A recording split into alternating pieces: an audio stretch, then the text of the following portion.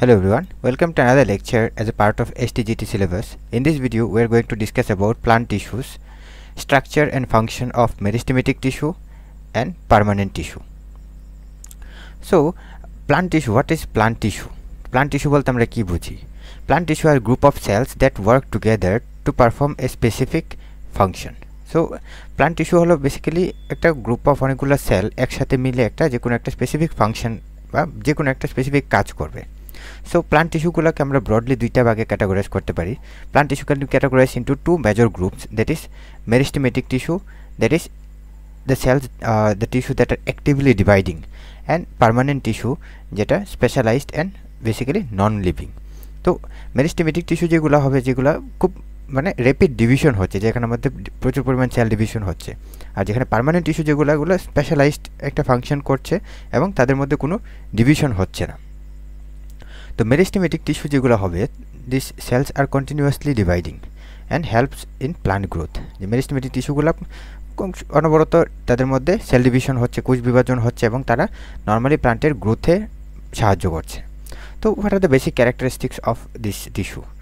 So these cells are very small, undifferentiated, thin wall থাকবে এবং large nucleus and dense cytoplasm থাকবে তাদের মধ্যে। So the cells of meristematic tissue are very small, they are undifferentiated, they have thin walled and large nucleus with a dense cytoplasm. So they don't have vacuoles, or if vacuoles are present, that are very small because they don't store food. So vacuoles, basically we know that vacuoles is the cell organelles where the plants are storing the food for the temporary storage also, or sometimes permanent storage in the form of crystals. So these cells, meristematic tissue, are found in the growing region of the plants, যেখানে মধ্যে প্লান্টসটা grow করছে, shoot টিপ হতে পারে, root টিপ হতে পারে, বা lateral bird যেগুলো আছে সেগুলোর মধ্যে নর্মালি আমরা মেরিস্টেমেটিক টিস্যুগুলোকে দেখতে পাই। সো প্লান্ট টিস্যুগুলোকে আমরা ব্রডলি তিনটা ভাগে ভাগ করতে পারি, that is one is dermal tissue. Dermal tissue basically যেগুলো এপিডার্মিসের মধ্যে আছে, এপিডার্মাল টিস্যু, এপিডার্মিস, এন্ডোডার্মিস, এগুলা। তো এপিডার্মিসের মধ্যে আমাদের স্টোমাটা আছে, স্টোমাটা যেগুলো ছোটো ছোটো টাইনি পোর্স যেটা লিফের সারফেসের মধ্যে থাকে, যেগুলো দিয়ে সেটা আমরা গ্যাসওয়াস এক্সচেঞ্জটা করছি। So plant tissue can be divided into three major groups, dermal tissue, ground tissue and vascular tissue. So dermal tissue basically present on the epidermis of the leaf, stem and other organs. So this is basically on the surface of the leaf epidermis. We can see there are tiny pores that are known as stomata that helps in the gaseous exchange and also in the transpiration process. Whereas ground tissue can be divided into three major groups, that is parenchyma, collenchyma and sclerenchyma. So these are basically part of ground tissue that provides the structural stability to the structure of the plants. Whereas in case of vascular tissue, there are two major vascular system, that is xylem and phloem. Xylem helps in the transfer of water and minerals. Water and minerals are transported in through the xylem, whereas phloem transfers food and hormones, growth regulators. The hormones and foods are transported with the help of phloem. So xylem uses unidirectional flow of materials, whereas phloem uses bidirectional flow of materials throughout the plant body.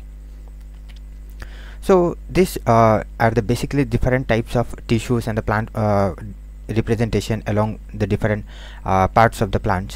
So in case of this shoot apex with apical bud, it contains like different types of undifferentiated cells, basically, and in the stem we can see that there are vascular tissue, like ground tissue, epidermal tissue, the dermal tissue is there, meristematic tissue is there, and the vascular system, xylem, phloem, and in the ground tissue there is cortex and pith. These are consisting of the ground tissue.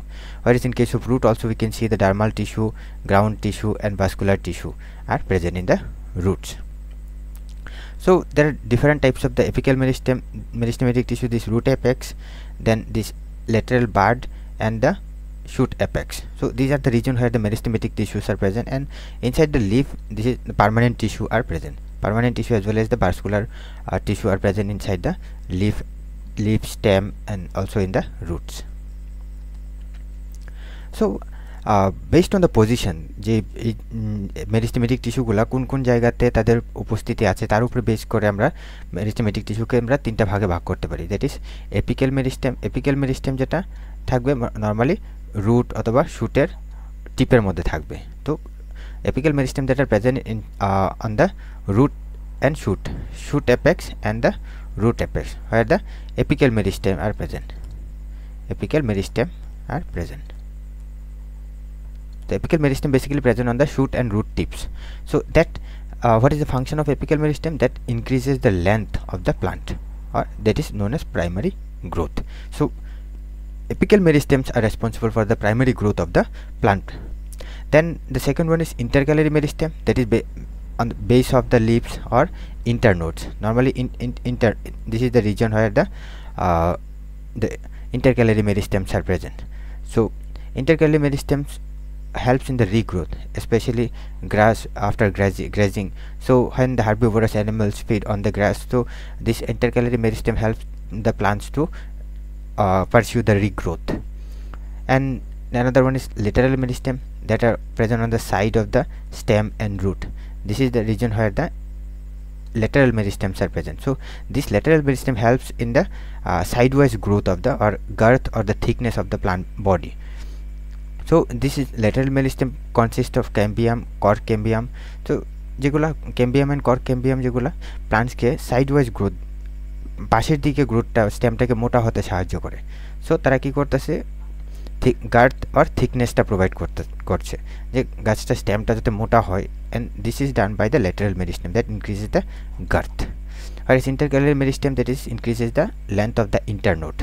Internode basically দুইটা নোডের মাঝখানে, node যেখান থেকে ব্রাঞ্চগুলো বেরোবে, branch আর leaf বেরোবে সেটাকে বলছি আমরা নোড, আর দুইটা নোডের মাঝখানের যে স্পেসটা সেটাকে বলছি আমরা this is ইন্টারনোড।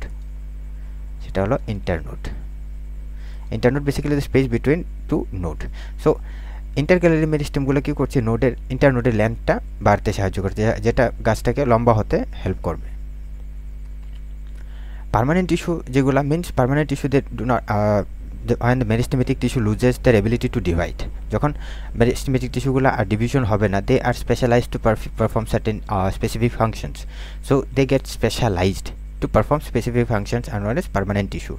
So meristematic tissue যেগুলো ছিল, যেগুলো কন্টিনিউয়াসলি সেল ডিভিশন কোষ বিভাজন করছিল, তো তাদের মধ্যে যখন কোষ বিভাজনের ক্ষমতাটা আর থাকবে না, তারা স্পেশালাইজড হয়ে যাবে একটা স্পেসিফিক ফাংশন পারসিউ করার জন্য, তো তাদেরকে বলছি আমরা permanent tissue.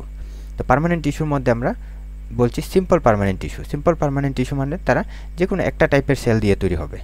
Simple permanent tissue, they are made up of single type of cells, where we can see we will see in the complex permanent tissue like the xylem and phloem, we will see there are different types of cells together forming the tissue. So simple permanent tissue, they consist of a single type of cells. তাদের মধ্যে তিন রকমের আছে, parenchyma, collenchyma and sclerenchyma. So collenchyma basically তারা thin ওয়াল থাকবে এবং living sales থাকবে and they contain large vacuoles. So এগুলো হলো প্যারেনকাইমা, এবং তাদের মধ্যে ইন্টারসেলুলার স্পেস থাকবে, যে ইন্টারসেলুলার স্পেস, দুইটা সেলের মাঝখানে কিছু স্পেস থাকবে, যেটাকে বলছি আমরা ইন্টারসেলুলার স্পেস। তো এই প্যারেনকাইমাটা সেল যেখানের মধ্যে আমাদের ক্লোরোপ্লাস্ট থাকবে, and they are capable of doing photosynthesis যদি তাদের মধ্যে ক্লোরোপ্লাস্ট থাকে। সো তারা মেইনলি ফুড স্টোরেজে কাজ করছে, ফটোসিনথেসিস করছে। ইফ যদি প্যারেনকাইমা সেলের মধ্যে যদি আমাদের ক্লোরোফিল থাকে বা পিগমেন্ট থাকে, তাহলে তারা they will be capable to perform photosynthesis.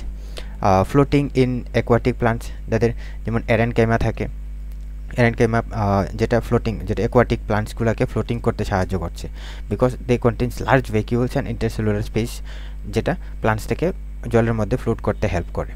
So parenchyma cells, they consist of thin walled living cells and containing large vacuoles.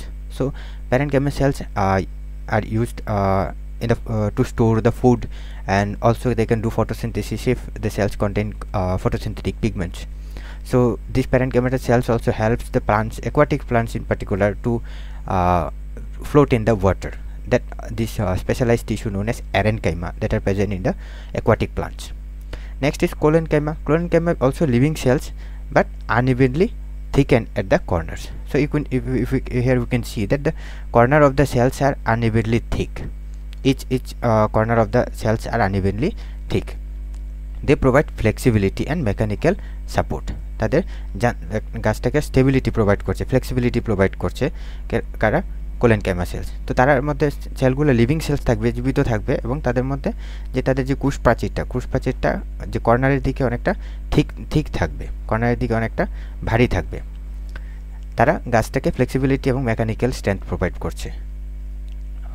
Sclerenchyma আর dead cells. Sclerenchyma basically dead cells, they have thick lignified wall, যে তাদের sell ওয়ালটা lignin দিয়ে সেটা তৈরি হবে। তো they provide rigidity and strength, that is like for example coconut husk fiber, they provide strength to that plant. So sclerenchyma normally dead tissue দিয়ে তৈরি, তাদের মধ্যে লিগনিন দ্বারা সেল ওয়ালটা লিগনিন দ্বারা তৈরি থাকবে, যেটা তাদেরকে রিজিডিটি প্রোভাইড করছে এবং স্ট্রেংথ প্রোভাইড করছে। So dead sclerenchyma cells consist of dead cells containing thick lignified cell walls, and they provide rigidity and strength to the plant. So this is the morphology of the cells, parenchyma cells, where we can see that the intercellular space are present inside them, and they contain a large vacuole. Whereas in case of colenchyma, we can see that the corners of the each cells have a thickened cell wall. Whereas in case of if we see for the sclerenchyma cells, they are basically dead cells. So if the question comes that out of the simple permanent tissue, which of the following contains dead tissue, so dead cells, so the answer would be the sclerenchyma. Sclerenchyma are dead, whereas colenchyma and parenchyma, they both contains living cells. Next, the complex permanent tissue. The complex permanent tissue are those that contain more than one type of cells working together to transport, and complex permanent tissue are involved in the transportation of materials. It could be water, minerals, it could be food or growth regulators or hormones throughout the plant body basically. So the complex permanent tissue যেটা হলো, যাদের মধ্যে একটা থেকে বেশি টাইপের sell থাকবে, কোষ দিয়ে তৈরি হবে, এবং তারা নর্মালি কি করছে, ট্রান্সপোর্টে হেল্প করছে। খাবার হোক বা জল হোক, সেটা পরিবহন করে নিয়ে যাচ্ছে গাছের একটা পার্ট থেকে আরেকটা পার্টের মধ্যে। তো কমপ্লেক্স পার্মানেন্ট টিস্যুকে আমরা দুইটা ভাগে ভাগ করতে পারি, একটা হলো জাইলেম আর একটা হলো ফ্লোয়েম। জাইলেম হলো আমাদের যেটা ওয়াটার বা মিনারেলগুলো ট্রান্সপোর্টেশনে হেল্প করছে, ভাইরাস ফ্লোয়েম যেটা ফুড হতে পারে বা হরমোন যেটা আমরা প্লান্ট গ্রোথ রেগুলেটরস বলছি, যেগুলা ফ্লোয়েমের মাধ্যমে মেজরিটি ট্রান্সফারটা হচ্ছে। তো xylem what are the components of xylem? Xylems are made up of tracheids, vessels, xylem fiber and xylem parenchyma. So এই চার ধরনের কোষ দিয়ে সেরা আমাদের জাইলেমটা তৈরি হবে। তো জাইলেমের প্রধান কাজ কি? জাইলেমের প্রধান কাজ হলো আমাদের ওয়াটার ট্রান্সপোর্ট, মিনারেলসগুলো এগুলো রুট থেকে আদার পার্টসে ট্রান্সফার করা। জাইলেমের যে ট্রান্সপোর্টটা হবে ইউনিডাইরেকশনাল, একদিকে ট্রান্সফারটা হবে নিচের থেকে উপরের দিকে। whereas phloem cell consist of sieve tubes, companion cells, phloem fiber and phloem parenchyma. So I can see these are phloem parenchyma, these are companion cells, and এগুলো হলো আমাদের sieve tube, যেটা দিয়ে মেজর ট্রান্সপোর্টেশনটা হচ্ছে। জাইলেমের মধ্যে আমরা যেটা দেখলাম, জাইলেম প্যারেনকাইমা আছে, এগুলো হলো ভেসেলসের মধ্যে দিয়ে মেজর যে ওয়াটার মিনারেলগুলো ট্রান্সপোর্টেশন হচ্ছে, তার সাথে একটা ট্রাকিড থাকে, সেটার মধ্যে দিয়ে ট্রান্সপোর্টেশন হচ্ছে কিছু, তার সাথে জাইলেম ফাইবার থাকছে যেটা সেলগুলোকে একসাথে অ্যাটাচ করে রাখতে সাহায্য করছে। So xylem is involved in the transportation of water and minerals, whereas the phloem is involved in the transportation of food, that is in the form of sugar, and the phloem transferred sugars in the form of sucrose। তো ফটোসিনথেসিসের মধ্যে আমরা জানি যে ফটোসিনথেসিসের ফলে তৈরি হচ্ছে আমাদের glucose. তো গ্লুকোজটা আমরা এজ ইট ইজ ট্রান্সফার করতে পারছি না, কারণ গ্লুকোজটা অনেকটা রিয়েক্টিভ মলিকিউল, সেটা ভেঙে রেসপিরেশন পাথওয়েতে চলে যায়। তো যেহেতু লিফের থেকে আমাদের আদার পার্টস রুট হতে পারে, বা যেটা আমরা সিঙ্ক বলছিলাম যেখানে এই ফুডটা ইউজ হবে, তো ওই জায়গাতে একটা লং ডিস্টেন্স ট্রান্সপোর্টেশনের জন্য গ্লুকোজটাকে আমরা কনভার্ট করছি সুক্রোসে। এই সুক্রোসটা যেটা ফ্লোয়েমের মাধ্যমে ট্রান্সফার হবে through out the plant body.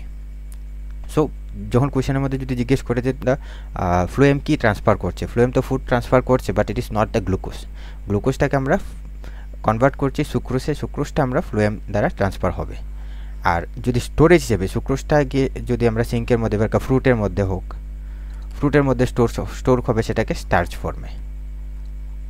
তো স্টার্চ হলো স্টোরেজ প্রোডাক্ট, যেটা ফটোসিনথেসিস থেকে তৈরি হচ্ছে গ্লুকোজ, গ্লুকোজটাকে কনভার্ট করছি আমরা সুক্রোজে, সুক্রোজটা সেলে কোষের মধ্যে গিয়ে সেটা স্টোর হবে in the form of starch. So if we discuss little bit about the comparison of the meristematic tissue and the permanent tissue. The meristematic tissue cell divides repeatedly. There are continuous divisions are taking place. Whereas the permanent tissue, they do not divide. They are specialized to perform specific functions. Cells of meristematic tissue are undifferentiated and cells of meristematic tissue are fully differentiated. যেখানে meristematic tissue কোষগুলা কোনো differentiation হয়নি, তারা কোনটা কি কোষ হবে, সেটা কি সিম্পল পার্মানেন্ট টিস্যু হবে নাকি কমপ্লেক্স পার্মানেন্ট টিস্যু হবে, তাদের মধ্যে কোনো ডিফারেন্সিয়েশন এখনো হয়নি মেরিস্টেমেটিক টিস্যু যেগুলো আছে। হোয়াইট পার্মানেন্ট টিস্যু যেগুলো অলরেডি তাদের স্পেসিফাই করা হয়েছে, তারা differentiated to perform specific function. যেগুলা সেলগুলা যেটা মেরিস্টেমেটিক সেগুলো আইসোডায়ামেট্রিক, একই রকম দেখতে হবে। White cells of permanent tissue they vary in shape and size, তাদের আকৃতি হোক বা তাদের সাইজ হোক, তারা সেলগুলা সাইজে ভেরি করবে।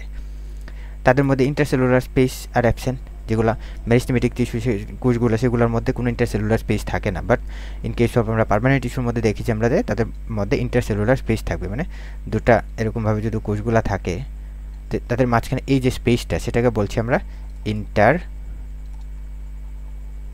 সেলুলার স্পেস, যেটা আমাদের মেরিস্টেমেটিক টিস্যুর মধ্যে সেই ইন্টারসেলুলার স্পেসটা অ্যাবসেন্ট থাকে।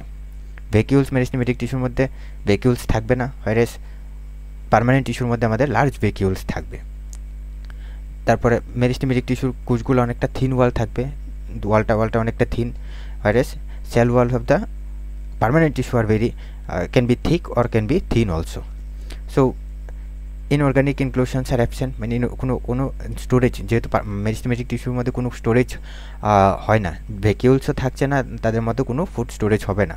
তো কিন্তু inorganic inclusions can be seen in the permanent টিস্যুর মধ্যে যে ভ্যাকিউলটা থাকছে সেটার মধ্যে যে ইনঅর্গানিক সাবস্টেন্সেসগুলো তারা in the form of crystal হিসেবে আমরা স্টোর করে রাখি, যেটা আমরা এক্সক্রিটেড প্রোডাক্টসের ক্ষেত্রে আমরা দেখেছিলাম that there are type of like calcium oxalate crystals or calcium carbonate crystals are present inside the vacuoles.